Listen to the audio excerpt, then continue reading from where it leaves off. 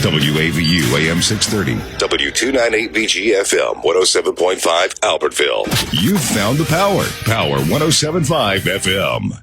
It's time for the Albertville Aggie Coach Bert Browne Show.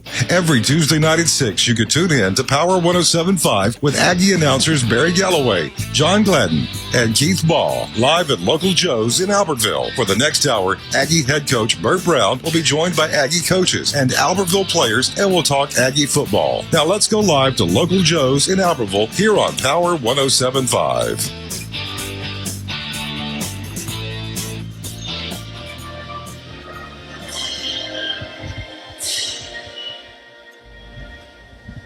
And the nightly playing of the national anthem here at Local Joes in Albertville. Welcome, Barry Galloway, John Gladden. Keith the Ball will be joining us coming up in a few minutes. Got a whole table full of folks here. Coach Brown still waiting on his barbecue. Should be here in a few minutes, we hope.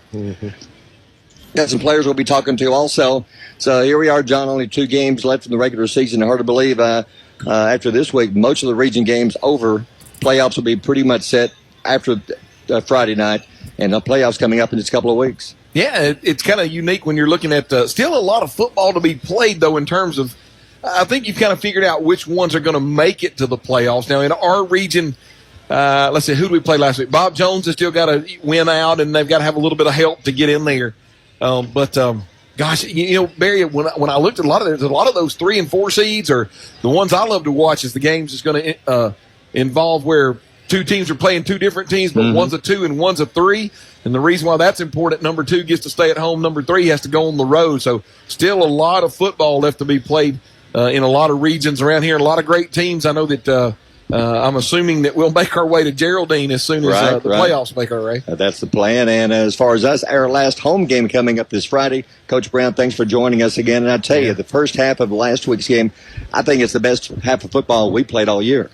No, well, I think there's no question about that. I mean, we've, that football team right there, it's like I said after the game, I mean, gee whiz, they were full of a lot of players, and I'm talking about a lot of college players, and big human beings, big, fast human beings, and, it's one of those deals. We just, we played our butt off, and defense had played great in the first half, and we got after them and made some things happen. And, offensively we drove down and, we went down there and scored. And, it was just it was a great half of football.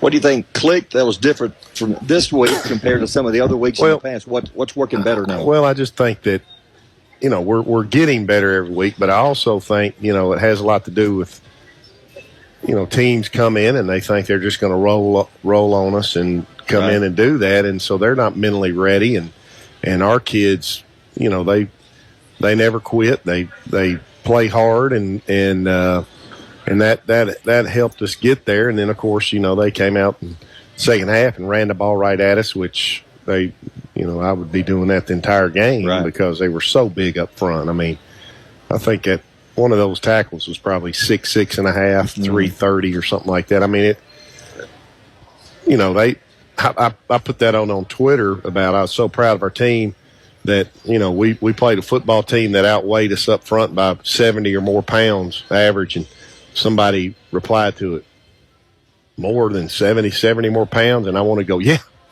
might have been 80. Yeah. I mean, our D-line's probably 210, maybe. Average, and maybe 220, and our offensive line's probably averaging 220, maybe. And you got an offensive line over there that's got probably 3 or 4 300-pounders or plus. So yeah. We played a football team that outweighed us on the average 70 or 80 pounds, and our kids got after them. Well, Coach, one thing that I enjoyed watching is even though there was that discrepancy, man, the offensive line down in the trenches, I think, played their best game that they've played all year, specifically talking about, and I'm not taking anything away from any of them, but it seems as if Coach Karcher and you in the running game figured out that y'all had something going on with Christian Ramirez, Kellen Hampton, Maddox back over on that right-hand side, that the right-hand side of that offensive line I mean, there was a lot of damage done to the Bob Jones defense in that front on that right-hand side. Yeah, we got after them, and our kids just – and we've been telling them that. Kellen Hampton had a really good game, and he's a big kid. He's just a puppy. He's a sophomore, but he came off the ball, and, we've been telling him that. I've been telling that all year. Kellen, you have the ability. You just got to believe that. And young kids, they're young. They don't understand what they can do yet. And he took a big step forward last week, and Maddox Beck played a real good game. I think the whole offensive line played really good. Brian Ferdinand had a good game. Brian can be a really good player. He just has to believe in himself that he can. Bob Jones scored second play of the game. Then your defense played a great first half. It seemed they really started clicking after that long touchdown. Oh, yeah. I mean, they went down and scored quick, and we kind of settled in. And, I think on that touchdown, we were all over that guy. I mean, he was about to be sacked, and so we were getting to him. And, Frolic had a great game. I think he had 2 sacks and 7 or 8 tackles and 9 tackles maybe. Just we had a bunch of kids just getting after it, and that's the way we've got to play to have a chance. We've talked about that. We need 2 or 3 turnovers. We don't need to turn the ball over. Unfortunately, we had 2 turnovers, and we've got to really take care of the football, and we need help from the other team giving it to us.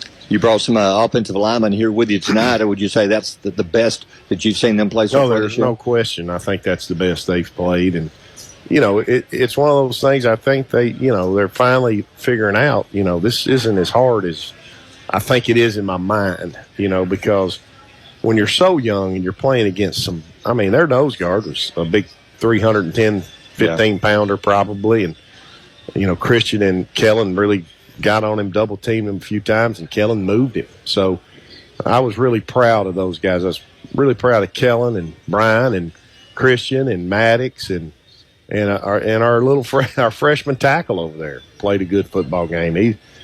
Bray he's a puppy, man, and he's out there starting and played a good football game. Now, I thought Bray did very well. I mean, when you look across the front up there at Bob Jones, I mean, you talk about the big hog molly down in the middle, but they got some defensive ends that were coming off the edge. And I thought, when you look at him, did Bray get beat sometimes? Yes. Yeah. But when you've got a senior defensive end that's going to be probably playing somewhere on Saturday, and you got a pure freshman, and I would probably say 50% of the time he at least got in his way and threw good blocks. And I'm sure, Coach, when you look at that film and you see a freshman against somebody that good, and you're able to land 50% of your blocks, that's not a bad night. No, and I told the kids at halftime, that's the proudest I've ever been of a football team, and I've been a head coach, region championships and playoff runs, and that's the proudest I've ever been of a football team because, I mean, we were so outmatched physically and athletically, and just played our hearts out and got us in the game, and second half, they had a couple big plays on us, and, they got that first drive. They got and muscled us up, and, which, they can do that because they've got that size. Yeah, and that's what I was going to say. It seemed like whenever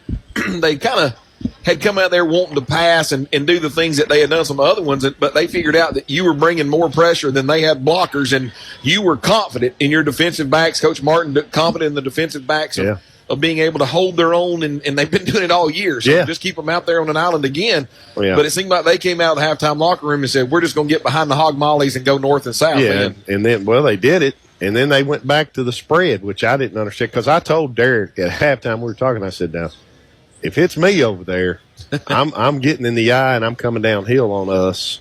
And then they did it, and I told Derek after they scored, I said, well, just get ready for that because they're going to do it. And they came down the spread right after that, and I was like, thank you, Jesus.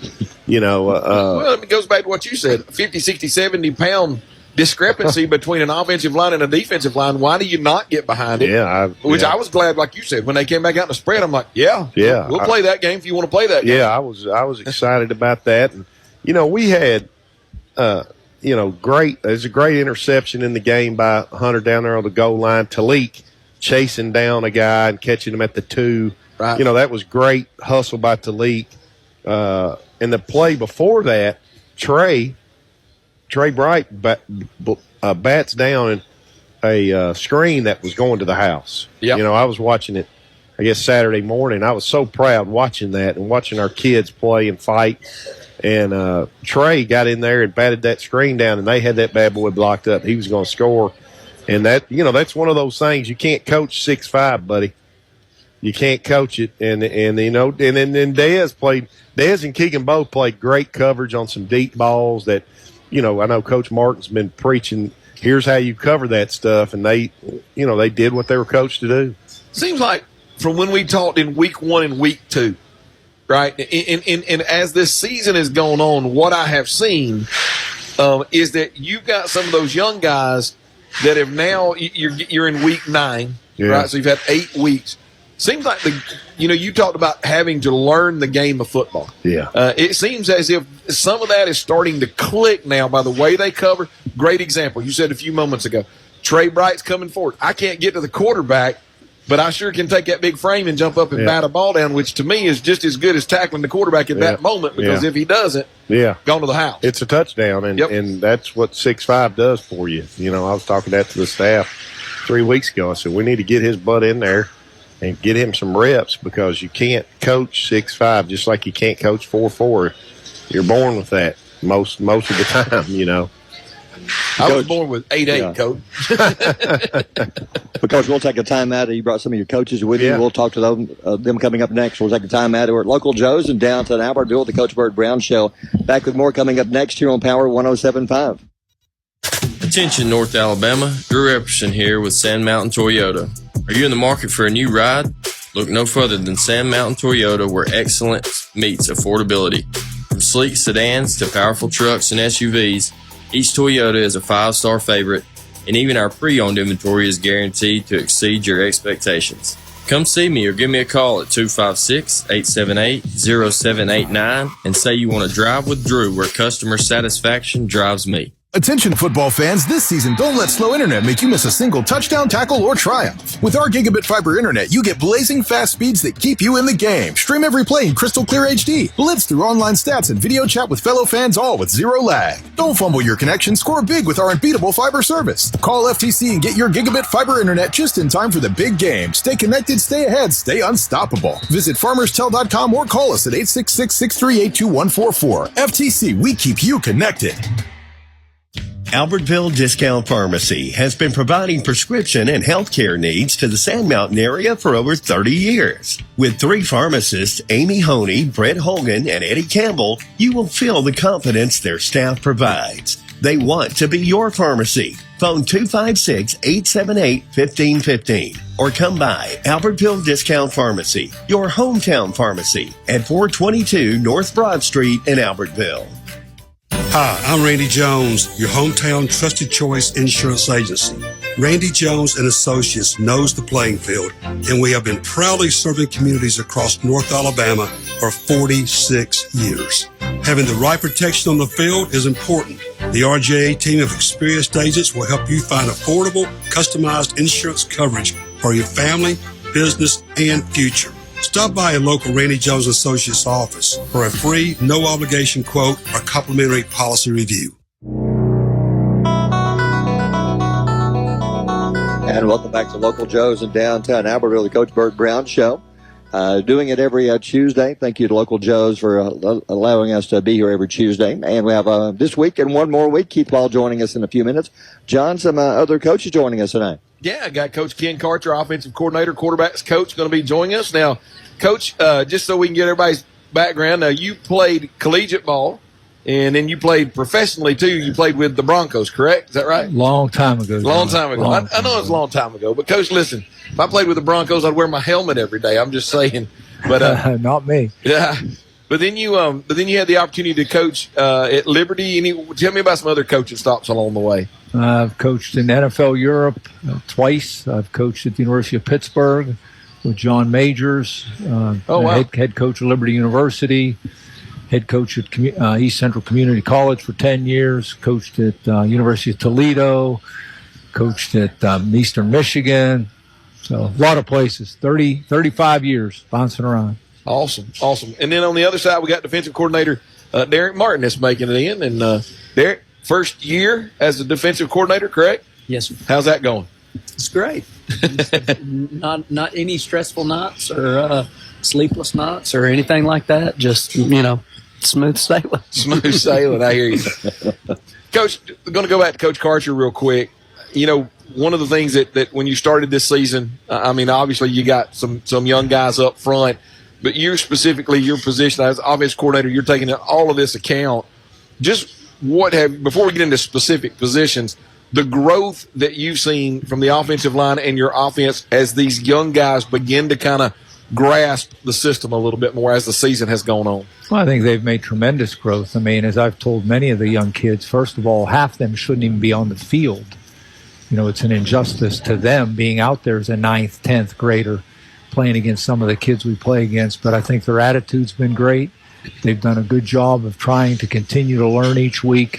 Anybody that's been through a season where you haven't won a football game, that's a mental adjustment alone that it takes for great maturity. And so I think the kids have worked through it well. Coach, when you look at going back specifically to your quarterback position, as CJ starts the year, you're beginning to see growth in him, and unfortunately he has that injury. Talk about the growth from game one to the injury component of CJ and that growth that you've seen there, and then we'll go beyond the injury a minute. Well, again, he played last year all 10 games as an 8th grader, right, which is unheard of. And then playing in, like you said, most of the games this year, he's gotten better each week. He continues to mature, and that's the big thing at the quarterback position. It's a mental piece of the game, plus it's a maturity of handling the offense. And everyone looks at an arm. An arm is only one piece of it. So I think he's progressed well. Unfortunately, he had the concussion. But I think overall for a 9th grader, which I have to remind myself often that he's a 9th grader, right? I think that he's done well and should be proud of himself. And now take that next step to where Parker Gibson last week gets his first start at Huntsville, right? And then last week he gets another week as getting those starting reps and realizes I am the starter against Bob Jones this week at practice. You've had a couple of days at practice. Just talk about the growth that you've seen when Parker was kind of waiting in the wings a little bit, but now he's thrust on the front of the stage. Talk about Parker Gibson a little bit. Well, I think Parker's done what all backups have to do. When you're a backup, you got to be ready at any time with limited work, but the expectation is to play the same as the starter. And that's what makes it very difficult. But I've been very proud of Parker. I think that he has shown great poise. He has a good knowledge of what we're trying to do. And, has taken what we've asked him to do seriously. So I think he progressed from week 1 to week 2, and hopefully he'll get better this week as well. Talk about your receivers, Coach. I think you've got a very talented bunch of receivers, very young, but you can see a lot of talent, speed, and they've really improved since week 1, I think. I agree with you. I think that, the young guys have gotten better each week. When we're talking about the age of these kids, because that's what they are. Yeah. I think sometimes people forget who they're playing against. We're in a 7A league, which is, very difficult in itself. And then you put guys out there that are freshmen and sophomores and, the lone senior. It's a lot to ask of a young person. And then obviously playing under the mental stress of not winning. Right. But no, I think the kids have progressed well. There's still a lot of room for growth, and hopefully that'll come with maturity as they age. Talk last week's game, 7-6 halftime, the best the team has played overall this year in 1.5. Got to make you feel good on the coach watching this, saying, hey, halftime, we're actually in this game. We have a chance. Yeah, I think that the kids put themselves in a position by not making mistakes and doing the little things correctly, that they gave them a chance. And they had a feeling going into half that, we're in this football game, which at this point in the season and with the past that they've gone through, I thought was a big emotional lift for them. Yeah, Coach, real quick, there was a formation that we ran this past Friday night, and a young man, I don't think he's got a ton of playing time this year, but it was like y'all found a niche for this guy. Number 25, Braxton Hudgens, playing that sniffer back, and he's able to lead up on a lot of those linebackers. And I thought it really improved a lot of our run game woes just out from that formation and following that young man. And I thought he did a great job blocking. I agree with you. I think Braxton did everything we asked him to do. He hadn't played at all on offense. And, there were a few things that looking at the tape that some other teams did against Bob Jones out of a similar look that we thought could help us at adding that extra hat in the box. And Braxton did a really good job in his first opportunity. Yeah, he did. I feel like he did a fantastic job. Going over to Derek. Good to see you, Derek. See you. Coach, one thing I wanted to talk to you about is trying to game plan for a lot of these elite athletes that we're going to see from these other teams. This past week you had several really big time receivers, and talk about your cornerbacks, your defensive backs, Dez and a couple of these guys that are having to cover these guys, and how they've kind of matured and come along this year, and how they've improved. Yeah, I mean, I feel like every week we say this is the best at this position. When we played Boaz, this is the best thrower. When we played Austin, this is the biggest offensive line. And this past week, we just really stressed timing, good feet. I told them they couldn't be too early flipping and running. Yeah. You can't be too early. Don't let them get to you. Don't let them get to your toes. Which, at the same time, and this is the thing about our kids. I don't know what it looks like from y'all's perspective or the parents' perspectives. But I see kids trying to do exactly what we tell them to do. They don't always do it perfectly. But in the second half, we had preached all week, be early, and then we opened up the quick game. And they hit some slants, they hit some short passes, and then, like I might have said at one point, even if somebody was a little closer, I still don't know if he would have tackled him just because of the athleticism that they had. Number one for them was the number one receiver in 7A last week. And we don't. The boat that we're in right now, we don't get too caught up in all the numbers, but I don't think he had but about one catch in the first half. And, part of that was we said very early on we had to make the quarterback uncomfortable. And, Mason Frolic gets a roughing the passer call on the first play of the game. And I didn't have a problem with it, honestly, because it wasn't dirty, but it sent that message that, we've got to rattle that guy. And so, our kids do exactly what they want to do. And they know, and something we preach is you get to put on film against the best 7A, the top talent. You get to put that on film every week. Well, let's talk a little bit about Mason, okay? So, and you said, talking about Austin, how big their offensive line was. Well, I tell you what, and I was listening to the show on the way in. Bob Jones had a couple of big tackles, and I was so proud of Mason because there's a lot of times, I think it was 78. Locked him up and really put it on him pretty good. And he hit the ground, but it was like that young man had a spring in his rear end. As soon as he hit the ground, he bounced back up, and he's trying to get him.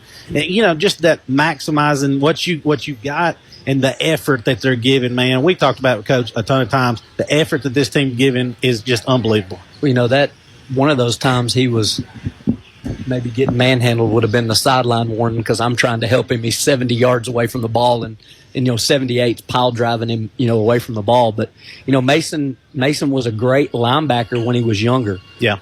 Because he would literally just run. If you told him to go hit that brick wall right there, he would just put his head down and go do that.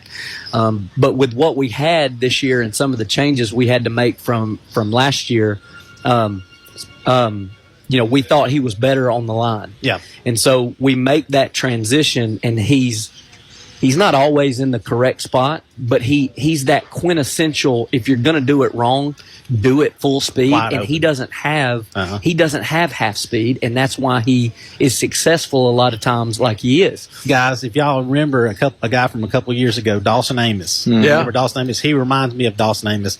It's all go wide open, and it's just he's a motor kid. Yeah, he had a couple sacks. The first play of the game before he gets the roughing the passer. Again, I had no problem with it. He went through the running back to get the roughing the passer, and then on the next drive when they went 3 and out, he goes through the running back again and then makes the sack. So I mean, that's when you're asking guys that are smaller,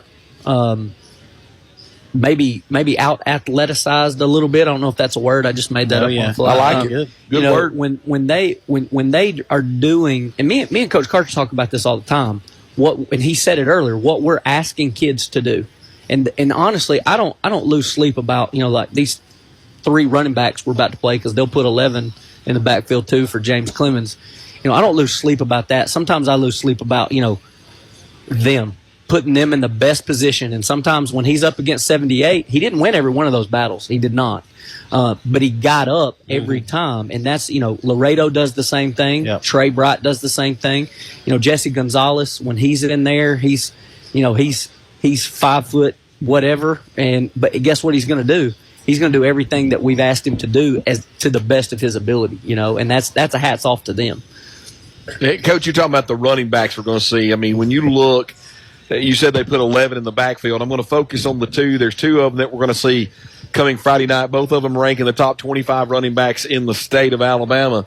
MJ Gideon, but the thing is he's like number 22, number 21, and then you have Cam Berry, and Cam Berry is the starter, right? And when you watch him, he reminds me a lot of Trey Mason at Auburn. And what I mean by that is he's kind of short. He gets hid behind those offensive linemen, and the next thing you know, he's squirting loose on the back end. Coach, but what makes him so good is that zone blocking, because as we talked about before we came on the air, this is probably not the biggest offensive line you're going to face, but to me, they are the best footwork and the most cohesive chemistry unit you've got with all 5 of them working together. Talk about what it's like for you as a defensive coordinator with the defensive front and the linebackers to as they zone block right or zone block left, just the lanes that your guys have got to feel. And it's pretty difficult sometimes. When you've got a team that zone blocks really well, you teach your linebackers, when you see a gap, read it like we try to tell them, be a running back on the other side of the ball. When you see a gap, they see the gap and hit it and go. The issue with that is sometimes we can hit the wrong gap. And in zone with the man covers that we play behind them, if we pick the wrong gap and they stick their foot in the ground, it's one cut and he's gone.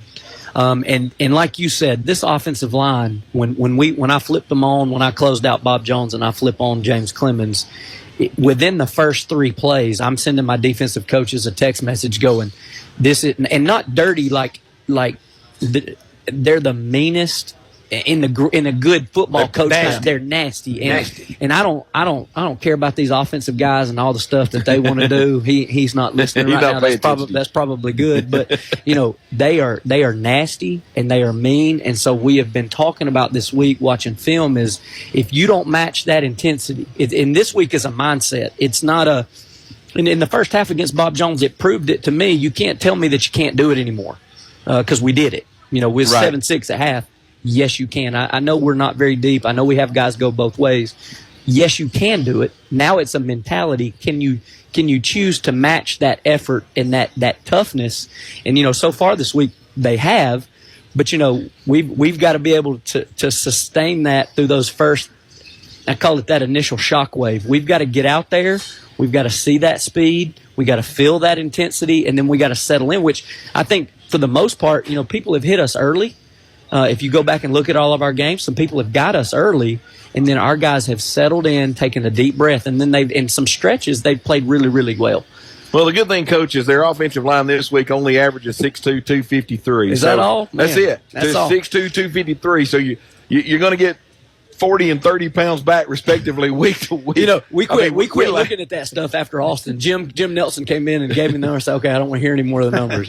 Well, like I said, if it makes you feel better, I think this is the smallest offensive line at 6'2", 253 that you've seen in a while.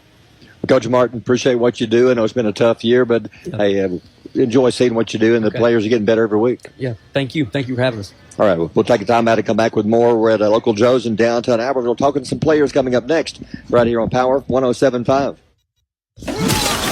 It's football time in Alabama. The players are hitting the field, the cheerleaders are firing up the crowd, the drum majors striking up the band, and we all stand for the national anthem. This is Congressman Robert Adderholt. While you cheer your favorite team this season, I'll be on President Trump's team shaking things up in Washington. When we stand on conservative principles, it's a win for everyone. I'm Robert Adderholt, and I approve this message. Paid for by Adderholt for Congress. Big savings this week during the Halloween sale at Foodland Plus in Albertville. Peeled and deveined cooked shrimp, 1 pound, 51 to 60 count, $6.99 each. Angus beef New York strip steak, family pack, $7.99 a pound. Red or white seedless grapes, $1.99 a pound. Yellow onions, 3 pound bag, $1.99 each. Campbell's Chunky Soup, 15 to 19 ounce, selected varieties, 2 for $4. Red Gold tomatoes or Lux peas and beans, 14 to 15 ounce, 5 for $5. At Foodland Plus in Albertville. Hi, I'm Randy Jones, your hometown trusted choice insurance agency. Randy Jones and Associates knows the playing field, and we have been proudly serving communities across North Alabama for 46 years. Having the right protection on the field is important. The RJA team of experienced agents will help you find affordable, customized insurance coverage for your family, business, and future. Stop by a local Randy Jones Associates office for a free, no-obligation quote or complimentary policy review. Attention football fans, this season don't let slow internet make you miss a single touchdown, tackle, or triumph. With our gigabit fiber internet, you get blazing fast speeds that keep you in the game. Stream every play in crystal clear HD. Blitz through online stats and video chat with fellow fans, all with zero lag. Don't fumble your connection, score big with our unbeatable fiber service. Call FTC and get your gigabit fiber internet just in time for the big game. Stay connected, stay ahead, stay unstoppable. Visit farmerstel.com or call us at 866-638-2144. FTC, we keep you connected.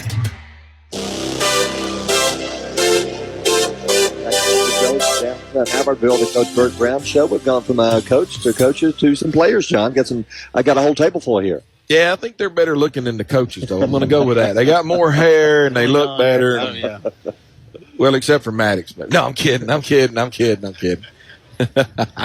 listen. Who have you got next to you there, John? So I got Kellen Hampton next to me. I want to call him Pete. That's his dad. So I want to call him Kellen. So I've coached Kellen when he was in B-team football, right? So B-team football. And Kellen's like my size now. It's not the same Kellen I remember. We got Maddox Beck that's with us. We got Mason Foley. And I didn't get your name, partner. Denny Minshew. Special teams guy. There we go. So got some special teams, defense, and offense with us tonight, Barry. So go ahead, John, since you've had some history with Kellen here. Yeah, listen, I'm so proud when I look down there and I see Kellen. Mason was on some of those teams that I coached back in Pee Wee back in the day, and I'm just guys. First of all, I just got to ask this question. So you're looking across at Bob Jones, right? Those guys ain't small. I mean, those are pretty big dudes, right? But I just want y'all to know, man, Christian Ramirez and then you and Maddox, the right side of that offensive line. I mean, y'all took care of business. I mean, in the first half and then even in the second half when they threw some adjustments at you, what was going through your mind mentally, like as an offensive lineman? You know they're big, but just kind of coming into your own, I guess, realizing that I'm a sophomore, right? Yes, sir. So you're a sophomore, but I mean you're whipping big dude over there from Bob Jones. So tell me what's going through your mind once you figure that out. Well, when we got out there the first play, I told Christian because we knew we had a double team, and I told him, I was like, I think that they think this is going to be an easy game for him, so let's give him a hard time. And we go out there that first play, and we blow that dude up like 5 yards off the ball. And I guess he just wasn't ready. And then I was like, let's keep it up. And we just kept doing it every single play, every single rep we could. And then we was just helping each other out and trying to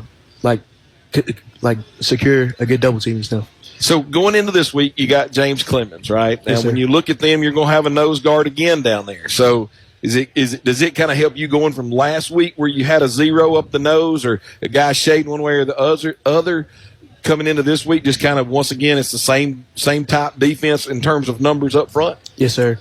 I think that as long as we're doing our job, that we can continue this our good blocking and stuff into the next game. Awesome. Well, let's pass the headsets over to Maddox Beck real quick. Want to roll through it. We got so many up here. Yeah.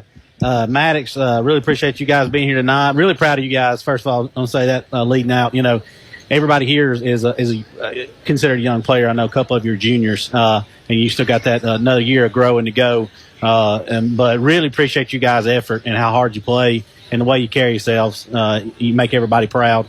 And, hopefully with a big senior class, you guys being a big senior class next year, will be pay dividends. But Maddox, really been proud of you this year, man.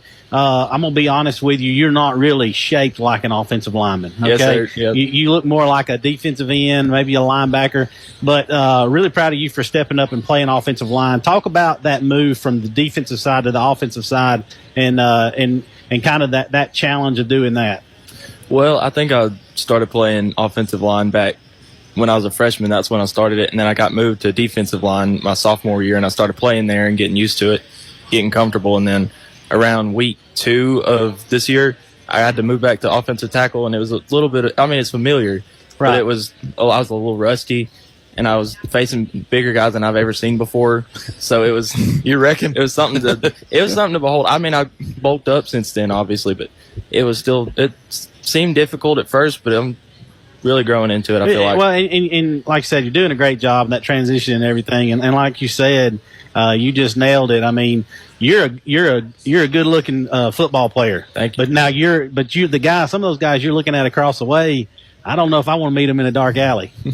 I wouldn't, no. I need pads on if I'm going to There you go. Well, like I said, you're doing a really good job, and you're getting better every week.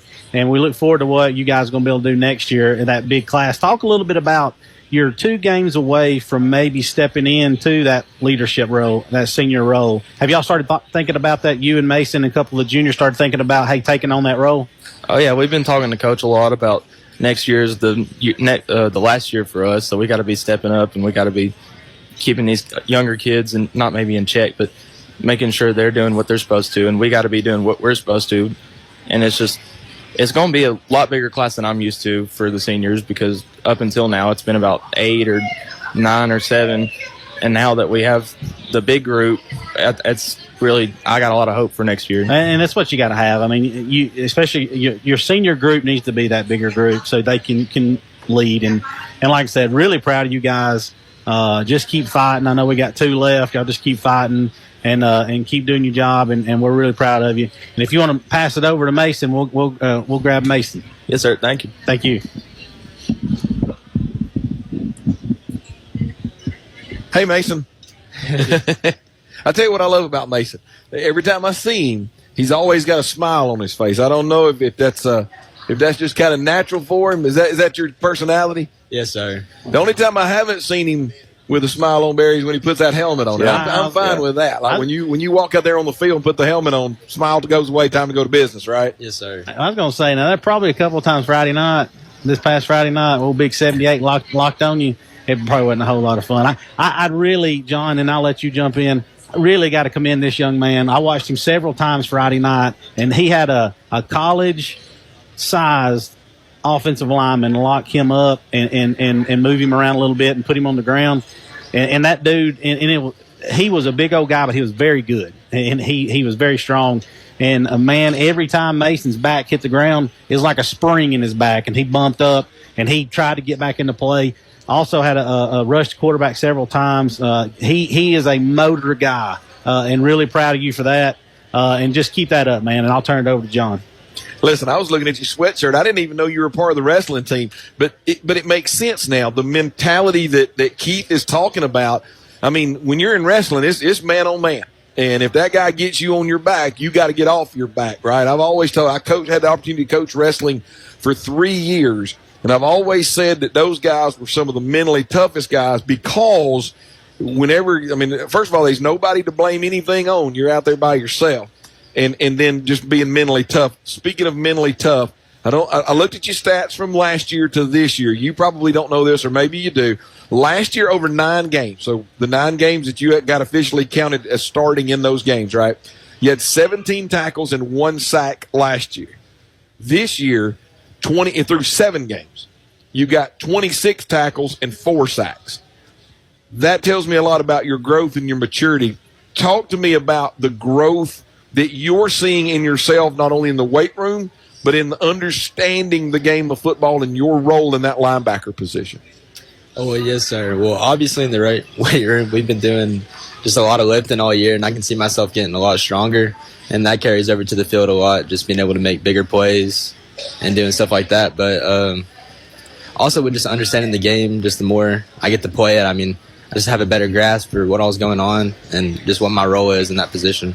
Does the game seem, I know that as I matured, even from C-team football or up through high school or college or whatever, is the game starting to slow down for you a little bit versus last year? When what I mean by slow down for you is the speed of the game obviously really, really fast. And now as you're beginning to kind of understand your role, does the game kind of slow down for you a little bit where you kind of understand what's going on? Yes, sir, it does. It's a lot easier just to see what's going on.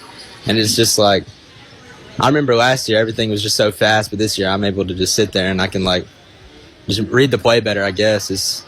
Everything just develops a lot easier mentally. Favorite part about being on defense? Besides getting to hit people, got to give me something else. Well, that's what I was going to say. Hit the quarterback. I know. Doing that. Hit that quarterback. I hear you. That's what you make that money at. Yes, sir. I hear you. If you want to swap over, we'll get the headsets right there. So All Barry, right. our final guy, Keith, is we've gone offense and we've gone defense. But we finally got some smiles on special teams, That's all right? right. And so we've got number 36, Denny Minshew, with us. Denny. Yes, sir. Hello. Thank you for being here. Thank you. So being a special teams guy, that's a whole different mentality right there. Yes, sir. Talk about what you love about special teams. Okay, well, now that I'm a kicker, it's actually like my first year in football. And it's kind of fun. But at the same time, it's also a little bit scary because, like, me as a kicker, I don't either want to get hurt or want to get tackled. So, yeah. And Coach just reminded me, John, Man, that's a great answer. That Denny's a freshman. Oh, and you're I a tell you freshman. what, sitting up here on the stage, I was going to say, you keep growing like that, you may grow out a kicker and you may have to play a little defensive end too. So you got a little size to you. But talk about, now, I wasn't a kicker. John, I don't think you were a kicker. Ever. Coach, I don't think you ever kicked. No. So you're doing something at 14, 13 years old that we never did. So talk about what it feels like to go out there and you're lining up and you're going to line up to kick a field goal. Well, at first, I normally, think about it before going into the field. And then when I'm already, getting ready to kick, I start to get, a little nervous and kind of scared, like I said. But it's pretty fun. And when you get to actually make the field goal, it's an amazing feeling. Yeah, well, you'll get the more you do that, the nerves will go away. But are you nervous as you're running out there? And do the nerves kind of go away when you're lined up and you're ready to kick it? Or when you get out on the field, is that when you get nervous? That's when I get nervous. Okay. Sure, yes. When I'm getting ready, when they snap the ball, that's when I get kind of scared. Yeah. Because I always get to see the players going towards the ball. Yeah. And it kind of makes me seem like they're going for me instead of the ball. So, yeah. Well, here's the good thing, Denny. If they hit you, we get a penalty, and that might be a first down, or we get a chance to go for two. So take one for the team, baby. No. Yeah. What about in practice? What's the longest you've kicked in practice? In practice, well, actually today I kicked it from the 28 yard. Okay. And at first I couldn't even make it from the 10th, so I guess I'm pretty. Yes, sir. Yeah, you definitely improved. That's a 38-yard field goal. That's not bad, dude. Sure. Yeah. That's good. Hey, I tell you what, there's some years that Alabama wishes they had a guy hit it from 38. Yes, as bad as we used to be kicking the ball. And he sounds just like a kicker, Coach. He wants to get out there and he wants to kick that ball and then he wants to do his job. And then let these other guys get out here and bash heads a little bit. Yes, sir. Yeah. So, Denny, I know field goal kicker. So, correct me if I'm wrong, because usually I'm jotting down notes. Are you the kickoff person as well? Sometimes, but yes, it's also, people always ask me if it's the same thing as doing field goals. It's completely different. But I feel like it's not that much of a difference, but still, it's a little different for me. Well, when you kick off, does it go through your mind, I may have to actually tackle somebody right now? Or Yes.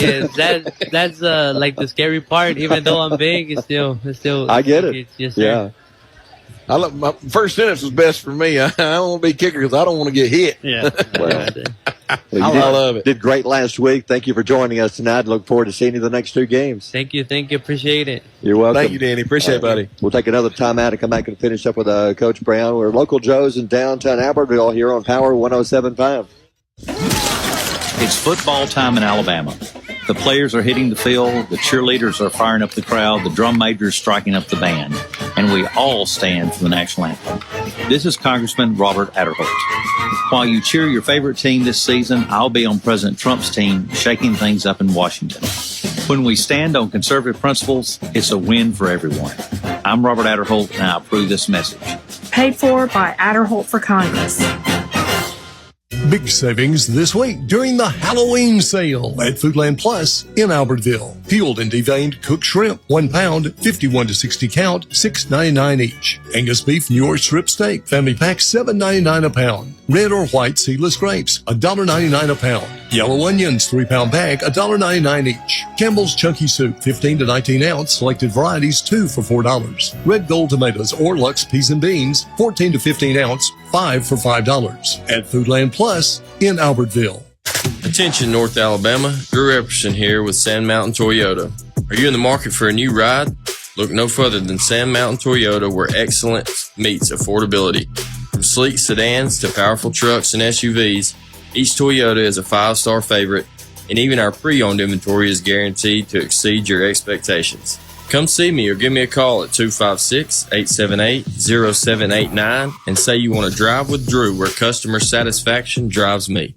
Albertville Discount Pharmacy has been providing prescription and healthcare needs to the Sand Mountain area for over 30 years. With 3 pharmacists, Amy Honey, Brett Hogan, and Eddie Campbell, you will feel the confidence their staff provides. They want to be your pharmacy. Phone 256-878-1515 or come by Albertville Discount Pharmacy, your hometown pharmacy at 422 North Broad Street in Albertville. And welcome back to Local Joes in downtown Albertville, finishing up with Coach Brown. Some coaches here, some players. It just seems, I know the score wasn't what you wanted last week, but the first half, gave us a lot of confidence in just watching. It's proud of you, seeing how well the kids played, knowing that you're looking at still mostly a JV Aggie team with a few juniors and seniors against some guys who are playing college ball next year. But, like you said, you played your butt off last week, and very proud of you. Yeah, I mean, I was so proud of our kids and how we played, because if anybody knows football that was at that ball game, and they could stand down on the field and see the discrepancy in the size of the kids.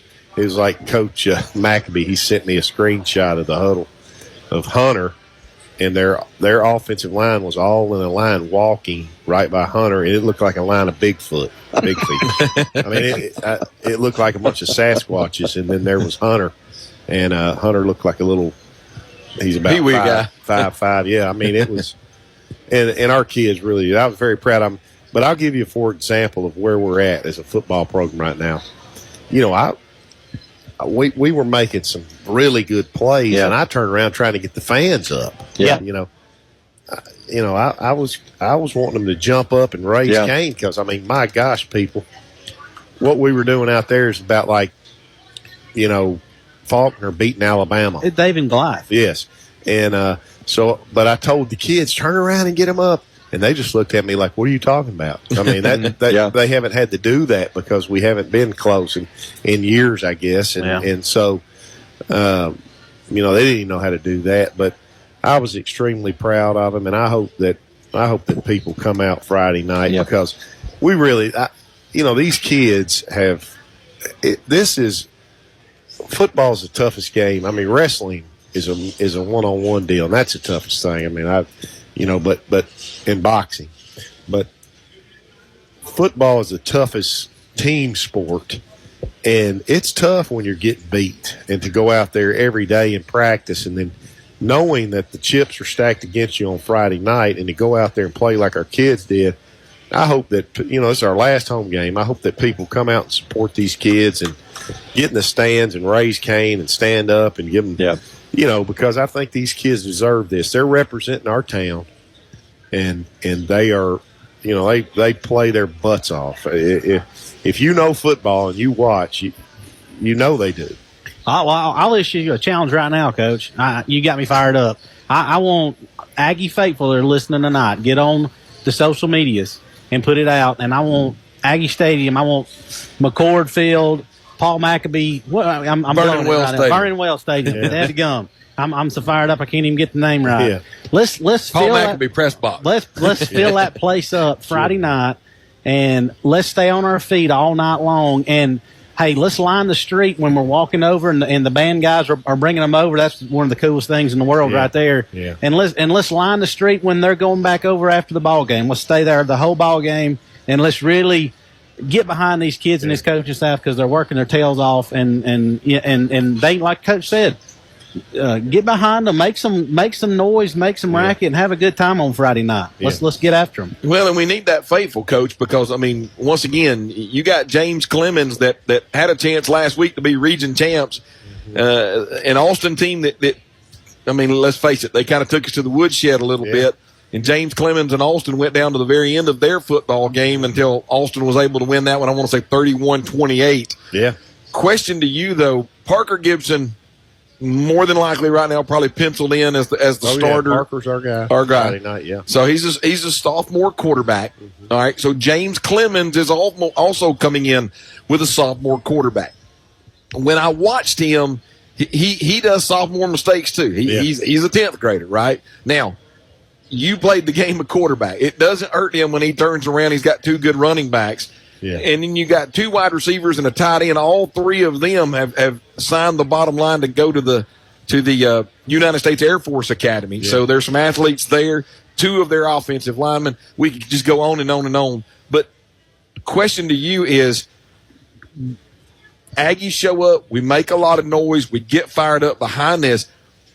Down on the field, that can really affect a sophomore quarterback, correct? Oh, yeah, there's no question. I mean, the band playing and the that's I'm honest with our kids, and I told them last week. I said, for us to have a chance to win, they need to come in here, not play as well, and we need to play top of our game, limit our no turnovers, get some turnovers for them, and that's what we did in the first half, and we got after them, and same deal. We're going to have them come in here thinking, hey, we're just going to roll on these guys, and our kids are going to have to play at a high level like we did last week. And, I mean, they've got a very good football team, and they're very well coached. But our kids give it everything they got, and they play their guts out. And, that's why I was so excited. I was watching that film, I guess, Saturday morning, and in my office, and I was just full of pride. I almost started crying, really, because golly, what a bunch of kids playing.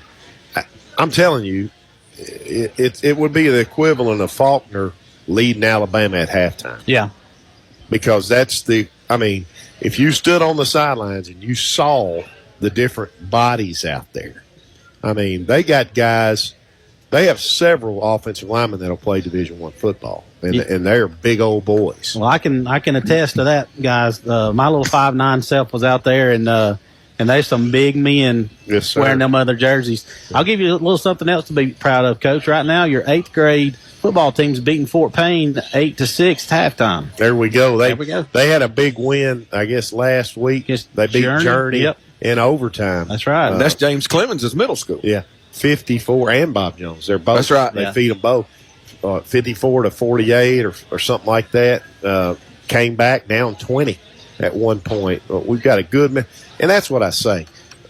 Don't move your kid. Stay here, and we'll build this thing, and then you'll be a part of something special. It won't be, I'm just going to move here and take my son to where they win 9 games every year. That was always my thing with the guys that played at IMG when I was a college coach. I'm not sure I want a guy that doesn't want to go win a state championship at his high school. He wants to be at his high school. Yeah, I want a guy that is team oriented. That it's the same thing. I was talking today. We were talking about the NIL stuff. I don't want a quarterback that's gone to 3 different schools because he's not a team guy. Obviously, where's the loyalty? I want a guy I want that quarterback at the collegiate level that I'm bought in. This is my school. This is where I want to be. Now I understand sometimes the quarterback's got to transfer because there's only one of them jokers playing. Yeah. Trust me, I played the position, and you're standing on the sideline, and you like the guy that's starting, but if he twisted his ankle, it wouldn't bother you too bad, so you can get in the game. I never wanted the guy, when I was a sophomore, I had a guy older than me starting, and I finally started starting, and, I I never wanted bad things to happen, but if, he hurt his big toe and but you want those guys that are loyal to something, and you're teaching your kids to be loyal to something, and that's going to help them to be better husbands, dads, people in the community. I'm a big believer in that stuff. I think, be a part of something special, and I think that we can do that here. But now it's got to be built. It's in a 1 or 2 year deal. Obviously, this is a 3, 4, 5 year deal, trying to build this thing to where it needs to be, and so we need to keep those 5th, 6th, 7th, and 8th graders all together, 9th graders, 10th graders, and get this thing going. And next year we're going to have a big senior class. That'll mean a lot going into the winter workouts and the spring stuff, because anytime, we all know we were seniors at one time, and you're a senior in high school, you start going, man, this is it. Yeah. And when it's it hits you, it slaps you in the face, and you're thinking, man, you better start working harder. You start pointing at teammates going. But when you got 8 seniors, yeah, you don't have as much of that. But when you got 25, 26 seniors, they're going to bring the young guys. Hey, come on, man! I'm not getting beat. Well, hey, real quick, Coach, 16-6 now. There we go. Awesome. So that's super exciting. Yeah, that is. Coach, I want to jump back real quick to James Clemens, because I obviously that's our opponent.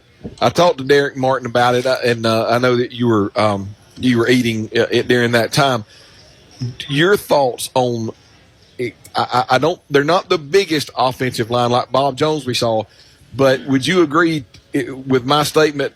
And I know they play the tight end on the line, which is where I played, and then they put them. But when you look at their 5, tackle guard, center, tackle guard, I think they're the best chemistry unit that we've seen all season long. Well, they're like a dance team. I've said that.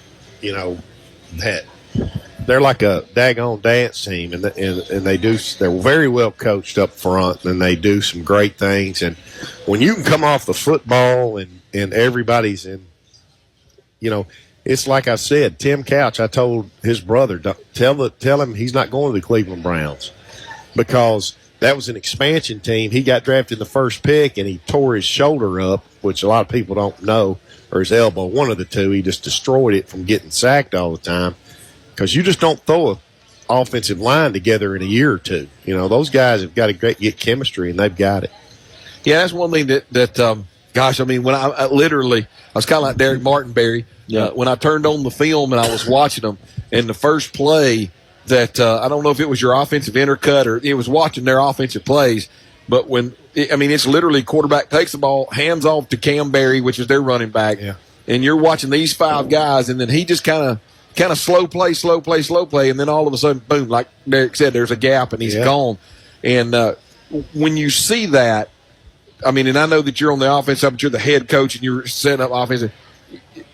Your defense, as Derek said, you've just got to kind of slow play that with them down the line of scrimmage. You just can't give up the line of scrimmage. Yeah, and that's tough, because your linebacker fits get screwed up when that back takes his time, and then boom, sticks it.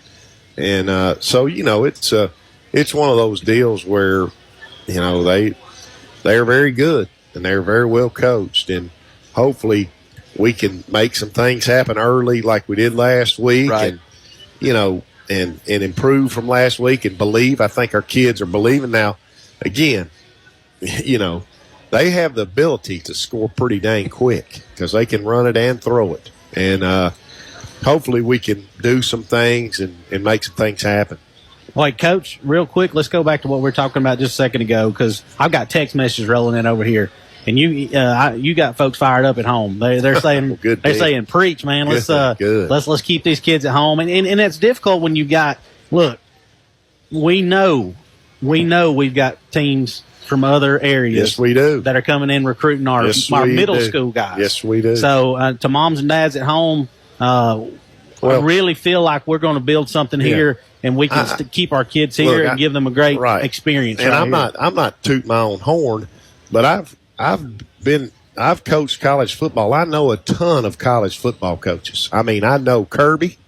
I know Will Muschamp. I know a ton of guys just through coaching at the collegiate level and meeting people and on the road recruiting, and you meet guys in at high schools and you talk to guys, I know so many guys. I'm not saying, I'm not tooting my own horn, but I will say this. If you want your son to play college football and he will come work and he's a good enough player to play college, you got to be good enough to play now because they just don't hand it out like candy, scholarships. I can get them in front of people because I can make phone calls to guys tonight and say, and I did. This morning I was talking to a good friend of mine that coaches at Eastern Kentucky. I said, I got some guys you need to be looking at down the road here, and this, that, and the other, and like you're not going to get, again, you can go wherever you want to go. I'm just going to tell you, I know as many college coaches as anybody around, period. And that's just from being in the game. I've coached I've coached Division I football, Division II football, and junior college football. I know guys everywhere. And so we're going, first and foremost, it's about taking care of kids. And that's what I'm about. When 20 years ago, I took care of kids, but I've said this before, I had blinders on. I was headed to be an SEC head football coach. That was what I wanted to do. But as you get older, you learn, man, it's about trying to help these young men become better men, better daddies, better citizens. Boom. And kids are going to make mistakes. They are. They're kids. And, I was very fortunate to have two great parents that busted my tail when I got out of line. And so, things are going to happen, but it's about kids and it's about, relationships with those kids and taking care of them. And if they want to go play, I want them to go, and I'm going to find them a place to do it. Coach, we're out of time. Hey, as always, thank you so much for joining us. We appreciate it. Thank you, guys. And glad you're leading the program, Coach. Yeah. Well, I appreciate that. Thank you guys for what you all do and for having us. And I enjoy having these guys on the radio, our boys on the radio, and letting them get to talk on the radio because I think that's a big deal. I got to do it in high school because I was just a quarterback, and they would naturally talk to the quarterback, and we didn't have all this where they could come talk on the show. So I think it's pretty cool for them. Well, enjoy it. Coach, good luck Friday night. Yes, thank you all. And join us again coming up Friday, 6:30 pregame show kickoff at 7. Aggies take on James Clemens. So again, for John Gladden, Keith Paul, I'm Barry Galloway, and have a good night, everybody. WAVU AM 630, W298 BGFM 107.5 Albertville. You've found the power. Power 107.5 FM.